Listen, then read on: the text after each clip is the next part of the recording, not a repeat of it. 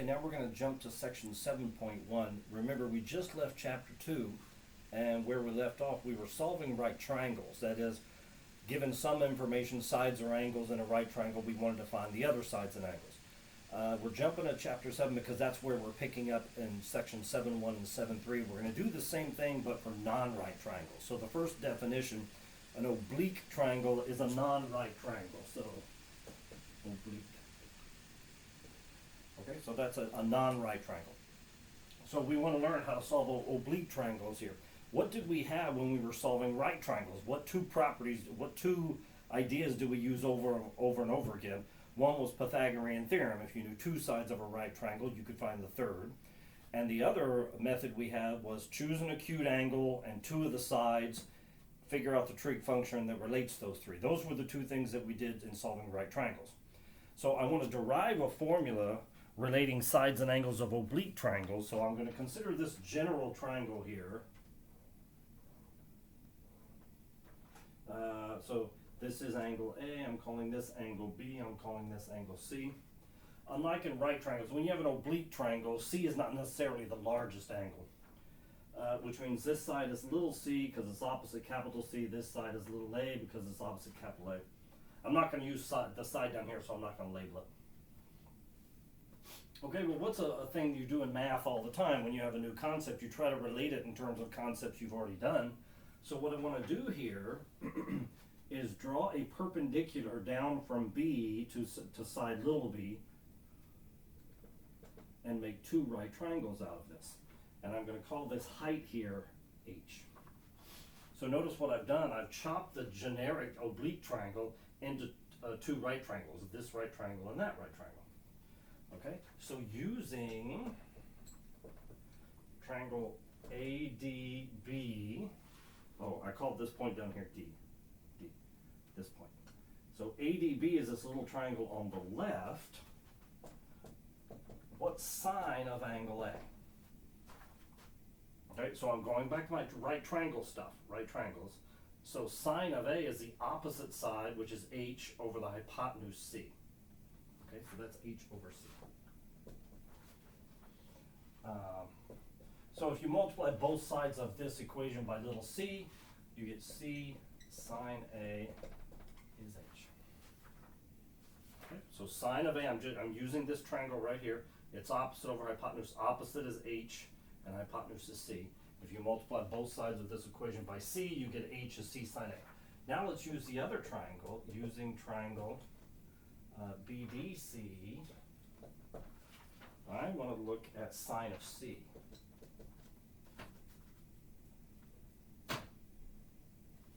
Okay, so now using this triangle, or right triangle, sine of C is opposite over hypotenuse. Okay, so in this right triangle, A is the hypotenuse, so sine of C is H over A. And again, if I multiply both sides of this equation by little a, I get little a sine C is H. So what we've done here is another standard thing in math, is H was not part of the original figure. We threw H in, we used H to create two right triangles, use stuff we did before. Now I want to get rid of the H, because what we really want here is a formula involving sides and angles of the original triangle. H was not a side of the original triangle. It's little a, little c, and little b down here.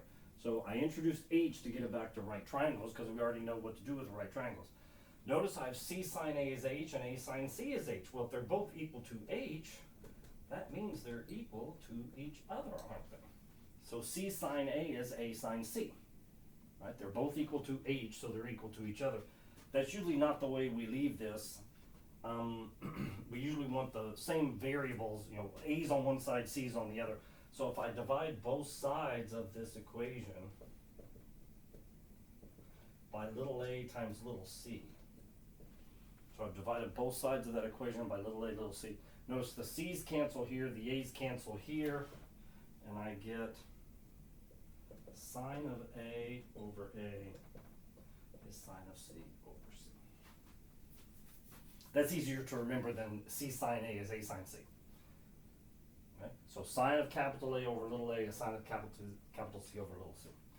Now you may ask yourself, well, what happened? What about b? What about things with b's? Okay, so if we redid this procedure, if we did this whole thing all over again by bringing the perpendicular down a different way, notice I brought the perpendicular down from b and I got a's and c's involved. What if I had done the same thing with a perpendicular somehow coming from a? Well, then I would have got it. What if I had done it? What if I had done something like this and got right triangles here? Coming from a, I would have gotten sine of b over b is sine of c over c. It would have been the same procedure, it's just a would have been left out. But notice, if sine of c over c is sine of b over b, and it's also sine of a over a, they're all three equal to one another, so we don't need to go through that. So the perpendicular from b got me a's and c's, or perpendicular from a would get me b's and c's, but c would be equal to both, so all three are equal to each other. This is called the law of sines, because it involves sine. Law of sines. And of course, if three fractions are equal, their reciprocals are equal. So similarly, b over sine of b is c over sine of c is a over sine of a. So if three fractions are equal, their reciprocals are equal. Now, I usually pick the version depending upon what I'm looking for. If I'm looking for a side, I pick this one, so the side is in the numerator. If I'm looking for an angle, I pick this one because the angles are in the numerators. Because when things are in the numerators, they're easier to solve for. If you pick the other one, you'll just have one extra step in doing your algebra. And typically we don't use three at a time, three at a time. Typically we use two at a time, like these two, or these two, or these two. Okay, so let's talk about what do you need to know to find something with the law of sines. Let me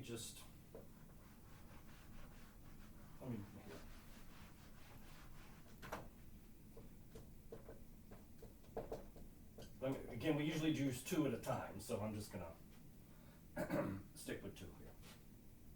Notice there are four variables in this equation, so to find one of them, you need to know the other three. So say, for example, I was looking for a side. Suppose, say, I was looking for side A, little a. What would you need to know?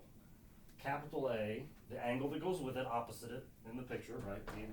And C and C, a pair. Okay? So to find a side, you need the angle that goes with it and a pair, C and C. What if you were looking for an angle? Suppose you were looking for angle A. What would you need to know? Well, you need to know the other three items, so that would be side A and a pair. Okay? So it's easy to remember. Whatever you're looking for to use the law of sines, you have to, if you're looking for a side A, you need angle A that goes with it and a pair. If you're looking for angle A, you need side A that goes with it and a pair. So if I had B and B here, I still could have done it. Let's do an example here. Now that we've derived the formula, it says suppose B is 115 degrees, C is 32 degrees, and little c is 6.1 yards. It says find little b. Okay? Okay, the first question you should ask yourself is, can you use the law of sines to solve this problem? On a quiz or a test, I'm not going to tell you what method to use, so you need to get used to asking yourself, what can you use the law of sines or not, right? So we're looking for little b. To find little b to use the law of sines, what do you need? You need the item that goes with b, capital B, and a pair, C and C. So we're good. So when I set up law of sines, I'm going to put what I'm looking for in the numerator.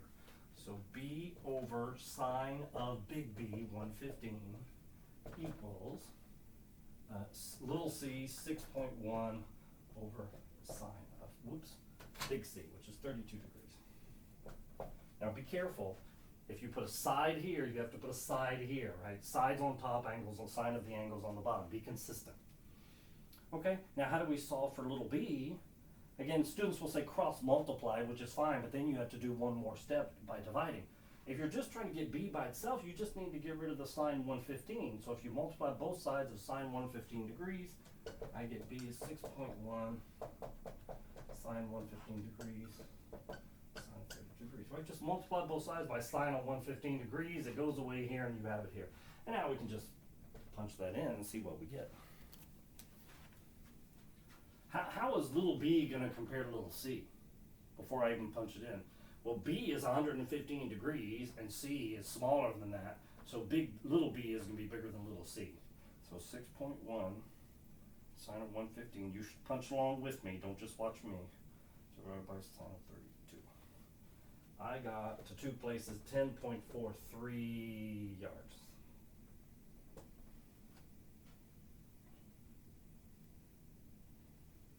Okay, and that answer makes sense because I knew it was going to be bigger than 6.1. Okay, let's do another example. The next example says solve for y in the picture below. So let me draw the picture. Okay, so the picture looks like this. So this is a right angle here. Y is over here. This angle here is 41.2 degrees. This angle over here is 32.6 degrees. And the length of this segment just from here to here, so from here to here, is 75 units. It doesn't specify. So this is 32.6 degrees, 41.2 degrees, y is over here, and 75 is from here to here. Okay. Okay, let's think about, we're trying to find y. Notice we have two right triangles and an oblique triangle in this picture. Here's a right triangle, the small right triangle. We have a large right triangle, and then we have an oblique triangle here, the non-right. This is an obtuse triangle, right? That's an obtuse angle. Okay? So there's our picture. Do you agree, in the small right triangle, if I knew this side or this side, I could find y? Because you could choose this acute angle and two of the sides. We don't know this one, so if we knew either one of these, we could figure out y. Okay. Now, which side does it seem more likely to find? I mean, certainly if you knew this side, you could find this one and vice versa, but we only need one. It seems to me it'd be easier to find this side versus this side because this side is part of my oblique triangle. This side is not. Okay, this is not part of the oblique, and it's only part of the large right triangle, right? That is part of that side. So I think we probably want to find this side. I'm going to call that length x, just to call it something. So I want to find x, and then once I have x, I can find y. So I'm sort of working backwards here. What do I need to know to get y? Either one of these sides. So I'm going to try to find that one. Now, could we use the law of sines to find x? Well, to find side x with law of sines, I'm using the oblique triangle here. We have to have the angle that goes with it. 32.6 is opposite. So this is like B and B if you want to call them something, right? So these are opposite each other, and you need another pair. Well, we have this side, but we don't have the angle here opposite this one here. That's what we need, right? Because that would be the side I'm looking for, the angle opposite, and we need a pair. Notice I don't know either, this side, I don't know this side, so I can't use that pair at all. So can we figure out this angle? Well, there's several ways we could do it. What's the measure of this angle here? Well, these two angles are supplementary. Right? These two angles right here are supplementary. 180 minus 41.2 is 138.8. So this angle right here is 138.8 degrees. This angle here. Okay, now look at the oblique triangle. I know two of the angles in the oblique triangle, 32.6 and 138.8. How do we get the angle up here? All three angles sum to 180 degrees. So 180 minus 32.6 plus 138.8 is 8.6. So this angle right here is 8.6 degrees. Okay, so now I have that angle. So there's my pair, 8.6 degrees and 75. And then I'm looking for x, and I know the angle opposite. Now I can use law of sines to find x. So since I'm looking for x, I'm going to put that in the numerator. X over sine of the angle opposite, 32.6 degrees. X over sine 32.6 is 75, the length of that side, divided by sine of the angle opposite, sine check myself one more time. X over sine of 32.6 is 75 over sine of 8.6. Don't forget sine. Students will leave off sine. It's called the law of sines because they're sine. And don't take sine of the side, it's sine of the angles. Again, how do you solve for x? Multiply both sides by this sine of 32.6 over sine of 8.6 degrees. 75 sine 30, sine of 8. Okay, let's see what that turns out to be.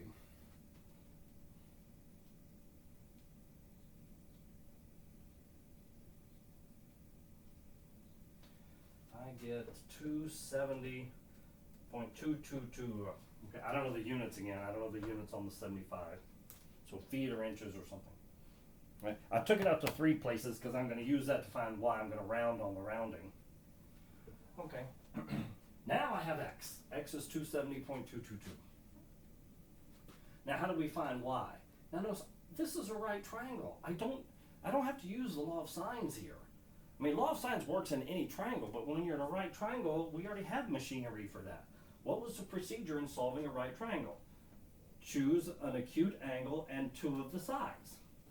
And 2 of those we know, the angle and the x. Now what trig function relates the 41.2 degrees to these 2 sides? It's opposite and hypotenuse, so that's sine.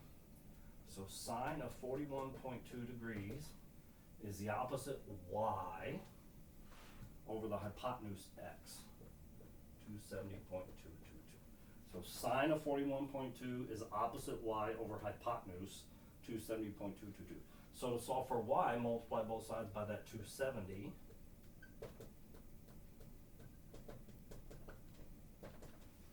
Now, obviously y is going to be smaller than x, right? X is the hypotenuse on this right triangle, so y is going to be smaller than that. Let's see what we get. 270.222 times sine of 41.2 is 177.99 if you go to 2 places. And again, I don't know the units on the sides. Okay. Let me back up for a second before we do the next example. I just said you can use the law of sines on any triangle. So why don't we just use the law of sines on a right triangle? Well, suppose I did that. Suppose I had, C, A, and B, and A, B, geez. There, okay? Suppose I use the law of sines on this with the right angle. So suppose I said C over sine of C is A over sine of A. I just picked 2 of them, okay? C over sine C and A over sine A. Right? Well, C is 90 degrees here. Right? C is 90 degrees. Well, what's the sine of 90 degrees? Going back to our quadrantal stuff, there's 90 degrees. Pick the point 1 unit away from the origin. Those have coordinates 0 and 1. Remember, cosine's the first number, sine's the second. Sine of 90 degrees is 1. I can replace sine of 90 degrees with 1. Okay, so if I cross multiply here, I get C sine A is A times 1, which is A. Cross multiply. And if I divide both sides by C, I get sine of A is A over C, don't I? Right? Divide both sides by C. So sine of A is A over C. Sine of A is opposite over hypotenuse. We already knew that. Right? So choose the acute angle and 2 sides. Right? That's what the law of sines is in right triangles. Choose the acute angle and 2 sides. So the stuff we did in section 2.4 in solving right triangles, this one thing, choose the acute angle and 2 sides, is the law of sines. So if you're using the law of sines with a right angle for one of the angles, you're wasting your time, right? Just cut to the chase. Why go through all this when you can just choose the acute angle and 2 sides? So we've already been using the law of sines already on right triangles. It was choose the acute angle and 2 sides. So for right triangles, just stick to that. Okay, the next example says A is 23.1 degrees, little a is 14 yards, little b is 21 yards, and little c is 8 yards. And it says find capital B. Okay, now I should tell you, I've in this example I made up, I rounded the sides here, so that's not exactly the exact numbers they need to be. I was just trying to keep the numbers easy. Okay, so if you solve it one way and then solve another, the answers may be a little bit off because I've done some rounding here. Okay, well, could we use law of sines to solve this problem? I'm looking for angle B, I know the side that goes with it, and I have a pair, A and A. Okay, so let's set this up with law of sines.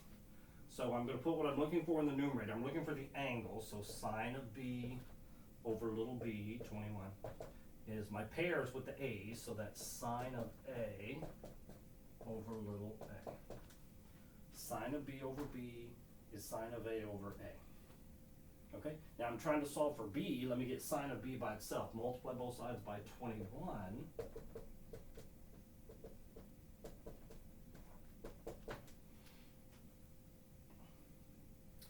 Okay, so now just to put an extra step to save myself some writing, I'm going to go ahead and punch this in the calculator just so I don't have to write it down again. I've done this problem 100 times. I think it's 5885. I'll check myself. So 21 sine of 23.1 over 14 is 0.588505. Yeah. Okay, so sine of B is that. Now, how do we get B? Right? Sine of an angle is a number, so sine inverse of the number gives you the angle. Sine inverse of 0.5885 is 36.05 degrees. Right? Take sine inverse. Now let's see if that answer makes sense. I have angle B is bigger than angle A. Side B is bigger than side A. So from that point of view, it makes sense. Now, unfortunately, and there's no reason why you would even think to do this is the wrong answer. It looks reasonable, right? Like I said, angle B is bigger than angle A, side B is bigger than side A. Now, the problem didn't ask for angle C, it just said find angle B, and that's what we think we've done, right? So this is what I'm saying, there's no reason why you would think to do this. But what if we found angle C here? So if A is 23.1 degrees and B is 36.05 degrees, how do you get angle C, right? Subtract 23.1 plus 36.05 from 180. So 180 minus 23.1 minus 36.05 gives me C is 120.85 degrees. How do you feel about that answer? That doesn't make any sense, does it? Because now C is the largest angle and C is the smallest side. That can't be. That's how I know this is wrong, right? You don't know what's wrong from here, right? But once you find angle C, you realize this doesn't make any sense. If A is 23.1 and B is 36.05 degrees, capital C is 120.85 degrees, which doesn't make any sense. So this isn't right, which means this isn't right. Okay, that's how we know. And you think, well, goodness gracious, why did we do it this way? Because that's all we have right now. Okay, now let me tell you the problem. Right? This is correct, this is correct, this is correct. The problem is this isn't correct. Let me explain what's going on here. Okay? So let me put this 5885 over 1. What we have here, right, is this is what I'm explaining what we just did. Here's B, sine is 0.5885 over 1, right? Sine of B is opposite over hypotenuse, that's that. And we found B here to be 36.05 degrees, and that was wrong. Well, what's the problem here? Sine is also positive in the second quadrant. Notice the calculator gave me the acute angle that has a sine of 0.5885, and it turns out it made C a funny angle, so this isn't the right angle, right? Where else is sine positive? Sine is also positive in the second quadrant. So we could have a second picture where the opposite is 5885 and hypotenuse is 1. So notice that you could have these two congruent triangles, one in the first quadrant, one in the second. Notice the calculator gave me the answer in the first quadrant, but that's not the one we want. But the calculator doesn't know that's not the one we want. It gave us, it's always going to, when you take sine inverse of a positive number, it's always going to give you an acute answer here. But that's not the answer we want. Now, the thing is, though, we still needed to do this step, take sine inverse of 0.5885 to get the 36.05, but that's not B. Okay, that's not the answer here. So sine inverse of 0.5885 is 36.05 degrees, this angle here. It should, that, notice I didn't write B equals because that's not B. Okay, I erased the B equals. But we need this to figure out the answer. So everything we did down here is fine, and even this is fine, it's just this isn't B. Notice these triangles are congruent, so the reference angle over here is 36.05 degrees.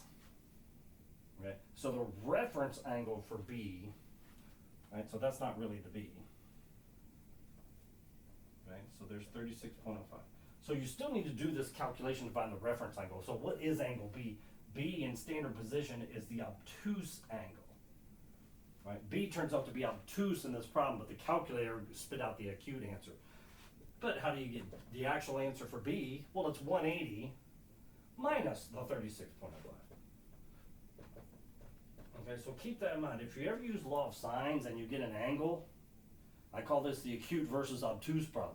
The calculator here gave us the acute answer, but that didn't make any sense. So it's the obtuse angle. So just subtract that from 180 and you're going to have your answer. What is that? 143.95 degrees. There's B. Okay, so you have to be careful. Now, when is this problem maybe going to show up? Whenever you're trying to solve for an angle, it's not an issue solving for a side. It's only for an angle.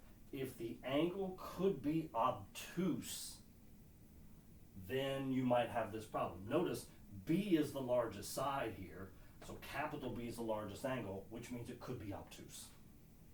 Okay, so you have to watch. When we do the next section, we can avoid it a different way. But if you realize there's an issue, which in the beginning wasn't so obvious, if you realize there's an issue, that's the sine inverse of that number, that's the reference angle. So you just do 180 minus that. Now, what's another way we could have solved this problem without having this issue? At least right now, okay? Well, what's another thing? Okay, you could have said, wait a minute, I'm looking for angle B, I can use the law of sines, B is the largest side, B is the largest angle, B could be obtuse. So to avoid that altogether, what could you do instead? Right? If we found angle C first, you'd have A and C, you could use those to find B. There's no way capital C is obtuse because C is the smallest side. So what we could have done instead of doing what we just did, but you have to realize why I'm doing this, because B could be obtuse and I don't want to have to deal with this. What could we have done? We could have said sine of C over little c is sine of A over little a. So instead of the problem asks for B, capital B, but let's find capital C instead. I know capital C is acute, and that's the answer the calculator is going to give me. So we could have done it this way. So sine of C is 8, sine 23.1 over 14. Again, I'm going to punch that in just to make it easier on myself. 8 sine 23.1 14. That's about 0.22419. So what's C? Capital C is sine inverse of that. And again, I don't have to worry about the acute obtuse issue here because I know C is acute. So if you take sine inverse of 0.22419, I get C is about 12.96 degrees. Which makes sense, right? C is the smallest side, it has to be acute. So how would you get B from this? It'd be 180 degrees minus C minus A.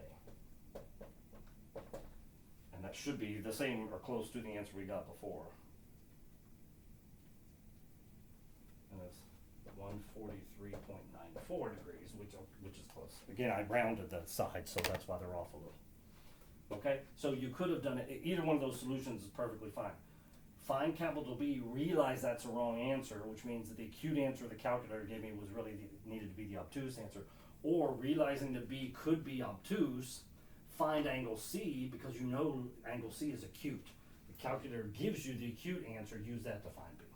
So there's two solutions for that problem either way. We're going to do this problem again in the next section, and I'll give you a third way to deal with it. Okay, so whenever you're doing a problem with the law of sines to find an angle, ask yourself if the angle you're looking for could be obtuse.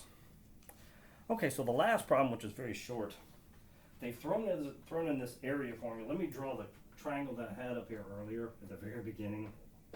A, C, B. Here was C, and we had this H, and this whole side down here is little b, the whole side. And remember what we derived before, recall, we got H was C sine A, right? If you look at the previous page, that's what we got when we first did this, okay? So I want to find the area of this triangle. Now in the book they're using a script A instead of just A, because you might confuse, A for area with A for angle A. So they're using a script A. In a previous edition of this book they use K for area, I have no idea why. Well, what's the area of a triangle in general? It's 1/2 base times height, right? That's the formula for the area of any triangle. Well, what's the base here? The base of the triangle is little b. And what's the height of the triangle? The height of the triangle is h, which is c sine a. And notice what we have here. We have a formula for the area of the triangle in terms of sides and angles of the original triangle, right? So h isn't involved, right? It's, look at our picture. The area of this triangle is 1/2 b times c times sine of a. Right? Notice, and it's two sides and the angle in between that are involved, right? Two sides and the angle in between those two sides. So there's other variations that if you look at the pattern here, you could have sides A and C. But if you have A and C for the sides, what's the angle in between? It'd be B. Or 1/2, what's the other combination I'm leaving out? AB. And then the angle in between A and B, sides A and sides B, is C. So sine C. Notice each letter is used once. So ABC, ABC, ABC. And sometimes they're capital, sometimes they're not. But so the angle is the capital letter, and the other two are here. So don't remember those three. Just remember each letter is used once. 1/2, a side, and sine of the angle in between. Okay, so you can find the area of a triangle knowing sides and angles of the original triangle. So it's two sides and the angle in between. That's what you need to use this formula. So let's do a quick example. This problem says a painter is going to apply a special coating to a triangular metal plate on a new building. Okay, wonderful. Two sides measure 16.1 meters and 15.2 meters. She knows that the angle between these two sides is 125 degrees. What's the area of the surface she plans to cover with the coating? Okay, so it's asking for the area of this triangular metal plate. Notice the problem specifically said it's two sides and the angle in between, so we can use our area formula we just discussed. I don't even need a picture because it said two sides and the angle in between. It's 1/2 one of the sides, the other sides, times sine of the angle in between. Now if you wanted to draw a picture and call like this A and B, that's perfectly fine. That would be angle C. So if you need to draw a picture, you can. But it specifically said these are two sides and the angle in between. And so if we punch that in, we'll see what we get. So 0.5 times 16.1 times 15.2 times sine of 125. And I got 100.23 if you round to two places. Now what are the units on this? This is an area problem. The lengths were given in meters, so the area is given in square meters. Square meters. So that's that problem. I would usually ask a class when I'm lecturing, how big is that? Can somebody explain to me, is it like the area of this board? Is that 100.23 square meters? You've seen these units your entire life, your whole life, and then students don't have a good feeling for how big they are. Well, remember a meter is a little more than a yard. It's about 39 inches, right? So it's a little over 100. Okay, so let me see. So what would a meter be? I think this board is about 3 feet tall-ish. So that would be a meter, right? And so what's a square meter? I have to go a meter in this direction too. That's roughly 1 square meter, what I've drawn there. So the answer was 100 of those. So it's a lot bigger than this board because the board is, 1.5 of those, 1.5 square meters. So that's section 7.1.